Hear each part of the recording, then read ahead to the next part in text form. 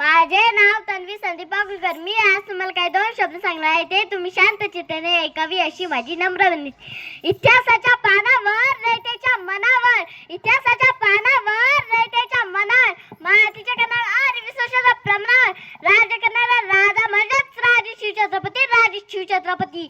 अख्ख्या जगाला हेवा वाटेल असा मराठ्याचा कैवारी, शत्रूला पाणी पाजून स्वराज्याची अखंड पताका फडफडणारे शिवाजी महाराजांचा जन्म 19 फेब्रुवारी 1630 रोजी शिवनेरी किल्ल्यावर झाला. शिवराय लहानपणापासून अत्यंत हुशार, कृष्णग्रह बुद्धीचे होते. जिजाऊ त्यांना लहानपणी रामाच्या, कृष्णाच्या आणि शूरवीरांच्या गोष्टी सांगत,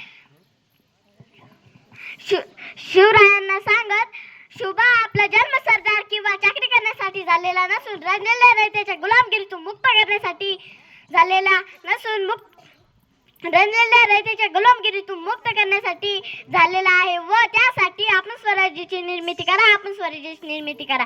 जाता जाता एवढेच बोलावे वाटते, जाता जाता एवढेच बोलावे वाटते. अंधार फार झाला, अंधार फार झाला, आता दिवा पाहिजे. अंधार फार झाला, आता दिवा पाहिजे. या महाराष्ट्राला पुन्हा एकदा जिजाऊचा शिवा पाहिजे, जिजाऊचा शिवा पाहिजे. धन्यवाद.